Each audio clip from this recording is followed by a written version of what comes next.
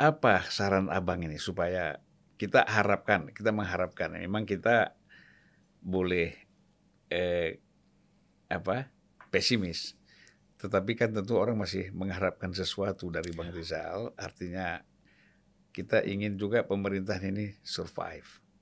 Nah, kira-kira Abang punya saran atau pandangan? Saya memang berpikir apa sih legasi yang bisa ditinggalkan oleh Mas Jokowi.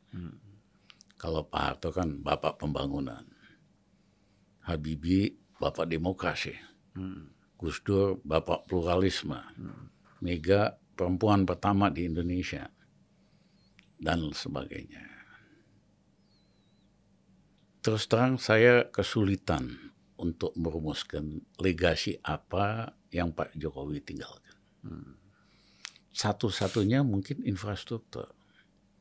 Tapi infrastruktur ini dibangun dengan jor-joran, ugal-ugalan, hutangnya itu banyak banget, yang akhirnya malah beban untuk generasi yang akan datang. Karena dia nggak pakai planning. Biasanya sejak zaman Pak Harto, zaman kita, mau bangun sesuatu kan ada feasibility study-nya dulu. Ya. Kira-kira balik modalnya kapan, manfaatnya apa. Kalau ini enggak, Jokowi ke daerah mana, bangun airport di sini. Menteri-menterinya, ya Pak siap. Bangun kereta api di sini. Padahal belum pikirkan feasibility study-nya atau pembiayaannya kayak apa. Sehingga terjadi seperti di Palembang, mangkrak, rugi, dan itu bakal banyak nanti. Nah kalau dijual-jualin pun, yang ada jual rugi. Kayak semua BUMN karya hari ini kan hutangnya sangat banyak, nggak punya cash flow, cara satu-satunya harus jual asetnya. Tapi at losses, biasa biaya konstruksinya 100, misalnya jualnya cuma 50. Akhirnya kan bebannya ke rakyat lagi.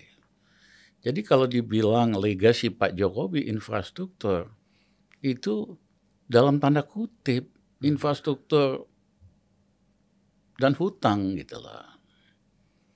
Nah, ada nggak yang Mas Jokowi bisa tinggalkan? Menurut saya ada. Yaitu dia wariskan sistem demokrasi yang lebih amanah dan lebih fair dan lebih adil.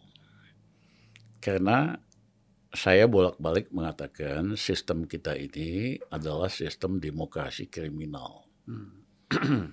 Kenapa 160-an bupati wali kota masuk penjara? Gubernur 22 dari 33. Dan semua mereka terkait karena korupsi.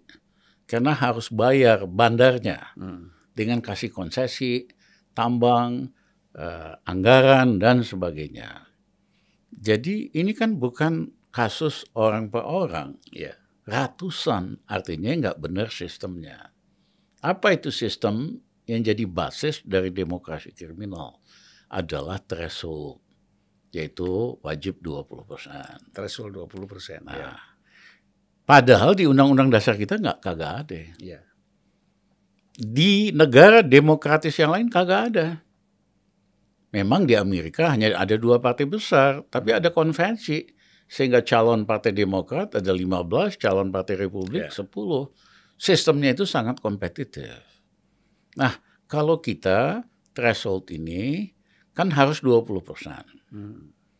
Dan kalau Zulfan mau jadi bupati, harus bayar upeti lah supaya dapat 20%. Paling enggak 2-3 partai. Nah, satu partainya minta 20 miliar. Kan 60 miliar. Mungkin lebih, Bang. Mungkin lebih, ya udah tahu lah. Gubernur 100-300 miliar. Presiden 1,5 triliun.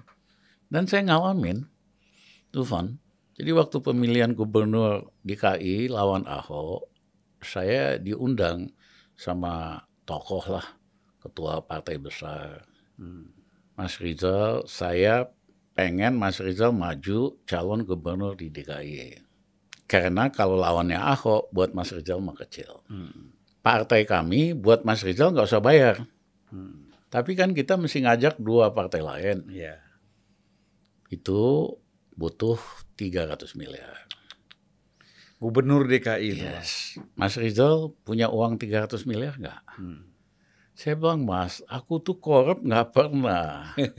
Uang makan-makan kita punya. Iya, Tapi kalau udah ngomong sekian, aku nggak sanggup lah. Dia bilang, Mas Rizal mikir lagi deh, cari jalan. Nanti 2 hari sebelum last minute, kita ketemu lagi. Nah, 2 hari sebelum deadline, telepon lagi. Mas Rizal, saya udah bicara sama kedua partai partner kita untuk Mas Rizal nggak perlu 300 miliar, cukup 100 miliar.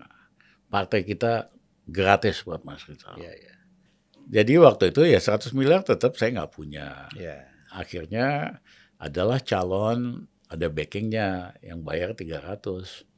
Menanglah di DKI gitu loh. Iya, iya. Nah itu ceritanya. Jadi ini konkret ini. Ya, bahwa mau maju jadi pejabat ini harus ada bandar sama cukong. Dan kebanyakan calon-calon ini nggak ada yang punya uang. Cuman cukongnya, bandarnya minta. Nanti kalau kamu menang jadi bupati, semua proyek bupati kasih sama saya ya. Izin-izin tambang. Izin tambang, konsesi hutan, konsesi tambang kasih saya ya. Saya mau bikin real estate 100 hektar, kamu kasih IMB ya. Kasih gitu loh. Termasuk lahan sawit. Lahan sawit apa gitu loh. Jadi sistem inilah yang merusak. Dan waktu itu saya diminta KPK, saya lakukan estimate kira-kira kerugian negara total berapa. Lupa saya. Mahal sekali. Karena satu calon bupati yang kepengen jadi bupati lagi di Kutai Timur, dia mesti bayar berapa, lupa saya, hampir 100 miliar. Dia kasih konsesi nilainya hampir 2 triliun. Satu orang tuh. Iya. Iya kan? Let's say rata-rata masih kasih konsesi atau apa, nilainya 0,5 triliun aja. Iya. Kali kan 400 bupati. Berarti 200 triliun buat bupati doang. Nah, padahal duit itu kalau dipakai buat rakyat, makmur banget rakyat kita.